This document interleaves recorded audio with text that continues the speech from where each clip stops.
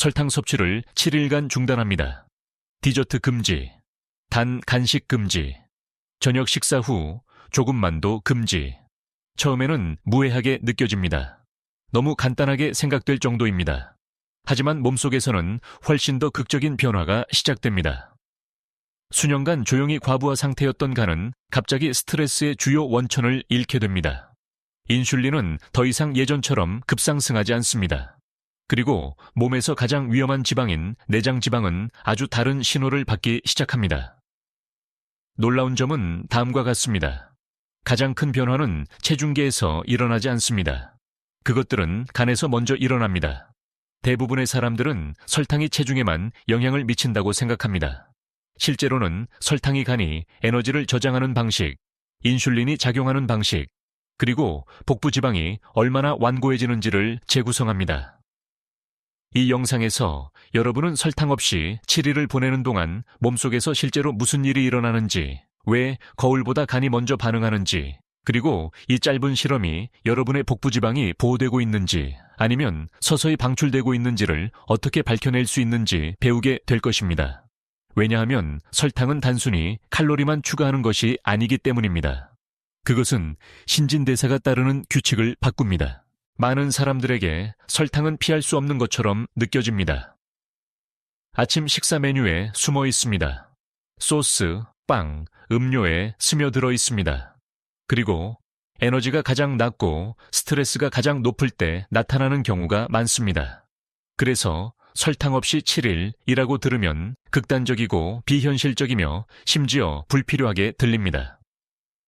결국 여러분은 그렇게 많은 설탕을 먹지 않을 수도 있습니다. 적어도 의식적으로는요. 하지만 바로 여기서 오해가 시작됩니다. 설탕은 손상을 일으키기 위해 과도할 필요가 없습니다.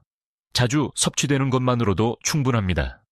매일 반복되는 소량의 설탕은 간이 저장 모드를 유지하도록 훈련시킵니다. 그리고 간이 저장하느라 바쁠 때 다른 모든 곳에서 지방 연소가 느려집니다. 이것이 많은 사람들이 이상한 모순을 경험하는 이유입니다. 칼로리를 덜 섭취합니다. 지방 섭취를 줄입니다. 단식을 시도합니다. 하지만 그들의 복부는 여전히 완고하고 혈액 지표는 시간이 지남에 따라 조용히 악화됩니다. 문제는 규율이 아닙니다. 그것은 대사교통입니다. 여러분의 간은 이 교통의 중심에 있습니다. 간은 들어오는 에너지가 연소될지, 글리코겐으로 저장될지, 아니면 지방으로 전환될지를 결정합니다. 설탕, 특히 과당은 많은 정상적인 통제를 우회하기 때문에 이 시스템을 압도합니다. 수년에 걸쳐 이것은 눈에 띄게 과체중이 아닌 사람들에게도 침묵의 문제인 지방간과 인슐린 저항성을 만듭니다. 내장 지방은 이러한 환경에서 번성합니다. 그것은 간 건강과 밀접하게 연결되어 있으며 인슐린 신호에 빠르게 반응합니다. 인슐린 수치가 자주 높아지면 내장 지방은 성장하고 떠나기를 거부합니다. 이것이 설탕을 일시적으로라도 제거하는 것이 그토록 눈에 띄는 내부적 변화를 만들어내는 이유입니다. 몸은 마침내 명확성을 경험합니다. 인슐린 스파이크가 부드러워집니다. 간은 숨통이 트입니다. 지방 저장 신호가 약해집니다. 7일은 기적의 치료법이 아닙니다. 하지만 설탕이 여러분의 신진대사에 얼마나 깊이 영향을 미쳐왔는지 밝히기에는 충분한 시간입니다. 다음 부분에서는 설탕이 사라진 후 매일 몸속에서 어떤 일이 일어나는지, 그리고 간이 왜 가장 먼저 반응하는 기관인지 보게 될 것입니다. 설탕 없이 7일 동안 무슨 일이 일어나는지 이해하려면 체중계가 아니라 간을 먼저 봐야 합니다. 설탕은 독특합니다. 통곡물에서 나오는 포도당과 달리 과당은 거의 전적으로 간에서 처리됩니다. 근육이나 뇌에서는 직접 사용할 수 없습니다. 간이 과당을 어떻게 처리할지 결정해야 합니다. 설탕 섭취가 잦으면 간은 한 가지 선택권밖에 없습니다. 과도한 과당을 지방으로 전환하는 것입니다. 이 지방은 간 자체에 저장되고 장기 주변의 내장 지방으로 보내집니다. 이제 설탕이 갑자기 사라지면 어떤 일이 일어나는지 상상해 보세요.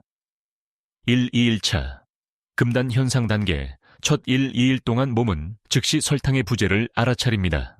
인슐린 급상승이 줄어듭니다. 혈당 변동이 진정됩니다. 하지만 뇌는 불편함으로 반응합니다. 갈망이 증가합니다. 두통이 나타날 수 있습니다. 에너지가 고르지 않게 느껴집니다.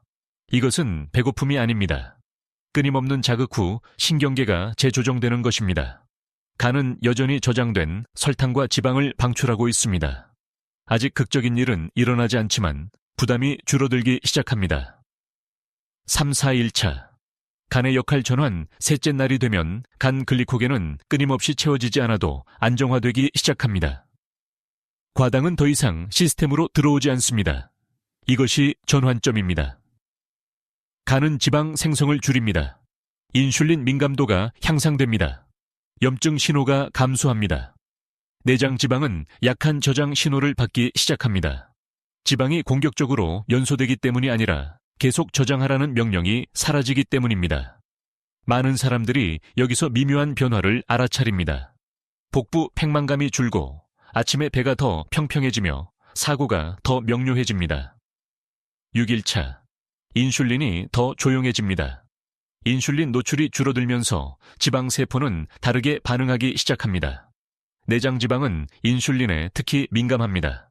인슐린 수치가 더 오랫동안 낮게 유지되면 지방세포는 저장된 지방산을 서서히 방출합니다. 이 과정은 조용합니다. 갑작스러운 체중 감소는 없습니다. 하지만 내부적으로 지방 이동의 방향이 바뀝니다.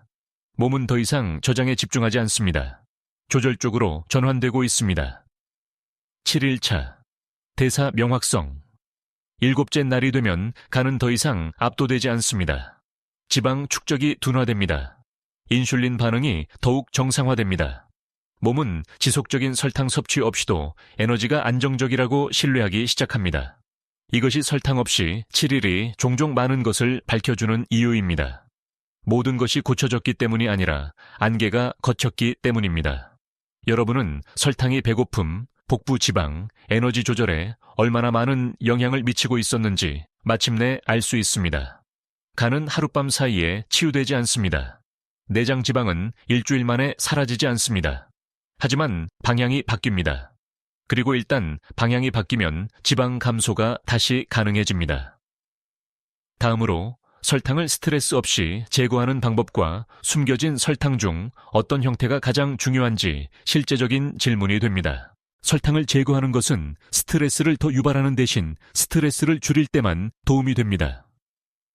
많은 사람들이 이 실험에 실패하는 이유는 설탕이 필수적이라서가 아니라 잘못된 방식으로 제거하기 때문입니다. 몸은 혼란을 위험으로 해석하고 위험은 지방 감소를 방해합니다. 다음은 간과 내장 지방에 실제로 도움이 되는 방식으로 설탕 없이 7일을 접근하는 방법입니다. 한 번에 모든 것을 제거하는 것이 아니라 명백한 설탕부터 제거하십시오. 가장 강한 인슐린 반응을 일으키는 것부터 시작하세요. 디저트, 설탕이 든 음료, 식사 사이에 단 간식. 첫째 날에 설탕의 모든 흔적을 제거하려고 하면 종종 스트레스와 폭식 행동을 유발합니다. 간은 충격보다는 감소에 가장 잘 반응합니다. 액상설탕을 주의 깊게 관찰하십시오. 액상설탕은 간에 과부하를 주는 가장 빠른 방법입니다. 과일 주스, 설탕이 든 커피 음료, 감미료가 추가된 스무디, 액상 형태 천연. 설탕조차도 정상적인 소화를 우회하여 간으로 직행합니다. 액상 설탕만 제거해도 며칠 안에 눈에 띄는 변화가 나타나는 경우가 많습니다. 설탕 대체제 대신 안정성으로 대체하십시오. 인공 감미료는 뇌가 설탕을 기대하게 만듭니다. 이것은 갈망을 유지시키고 일부 사람들에게는 여전히 인슐린을 자극할 수 있습니다. 대신 혈당을 안정시키는 식사에 집중하십시오. 단백질, 섬유질, 건강한 지방. 혈당이 안정되면 갈망은 자연스럽게 가라앉습니다. 식사 중에 충분히 섭취하십시오. 적게 먹는 것은 코르티솔을 증가시킵니다. 코르티솔은 혈당을 높입니다. 혈당은 인슐린을 높입니다. 이것은 전체 목적을 무산시킵니다. 설탕 제거는 식사가 만족스럽게 느껴질 때 가장 잘 작동합니다. 스트레스로 인한 배고픔은 간과 지방 조직에 잘못된 신호를 보냅니다. 수면을 대사, 증폭기로 활용하십시오. 수면은 간이 회복하고 인슐린 민감도가 향상되는 시간입니다. 늦은 밤, 알코올, 부족한 수면은 설탕 제거의 이점을 무디게 합니다. 부족한 수면과 결합된 설탕 없는 7일은 종종 실망스러운 결과를 낳습니다. 수면이 개선되면 설탕 갈망은 자동으로 약해집니다. 이 접근법은 규율에 관한 것이 아닙니다. 그것은 명확성에 관한 것입니다. 스트레스 없이 설탕이 제거되면 간은 방어하는 대신 조절하기 시작합니다. 그리고 내장 지방은 제한보다 조절에 더 빠르게 반응합니다. 설탕 없는 7일은 해독도 아니고 치료도 아닙니다. 당뇨병, 간 질환이 있거나 혈당에 영향을 미치는 약을 복용 중이라면 변화는 점진적이어야 하며 감독해 이루어져야 합니다. 처음 며칠 동안은 불편함을 예상하십시오. 두통, 피로, 갈망은 손상이 아니라 적응의 징후입니다. 극적인 체중 감량을 기대하지 마십시오. 대부분의 초기 변화는 내부적입니다. 간 지방 감소, 더 차분한 인슐린 반응, 그리고 내장 지방 신호 감소 등입니다. 거울에 비치는 변화는 나중에 나타납니다. 가장 중요한 것은 7일 이후에 지속적인 설탕 노출로 돌아가지 마십시오. 그렇게 하면 신호가 즉시 역전됩니다. 목표는 완벽함이 아니라 인지입니다. 설탕은 단맛만 더하는 것이 아닙니다. 그것은 간과 지방 조직이 행동하는 방식을 프로그래밍합니다. 설탕이 사라지면 잠시라도 몸은 패닉에 빠지지 않습니다. 몸은 재조정됩니다. 간은 저장 모드에서 조절 모드로 전환됩니다. 인슐린은 진정됩니다. 내장 지방은 지속적인 보호 신호를 받는 것을 멈춥니다. 이것은 의지력에 관한 것이 아닙니다. 그것은 소음을 제거하는 것에 관한 것입니다. 이 영상이 칼로리 이상으로 설탕이 중요한 이유를 이해하는 데 도움이 되었다면 댓글로 여러분의 경험을 공유해 주세요. 설탕이 사라졌을 때 여러분에게 어떤 변화가 있었나요? 극단적이지 않은 과학 기반의 설명을 더 원한다면 구독해 주세요. 그리고 다음 영상에서는 일부 무설탕 식품이 여전히 지방 감소를 막는 이유를 배우게 될 것입니다. 여러분 몸은 설탕에 중독된 것이 아니었습니다. 설탕으로 인해 과부하되었던 것입니다.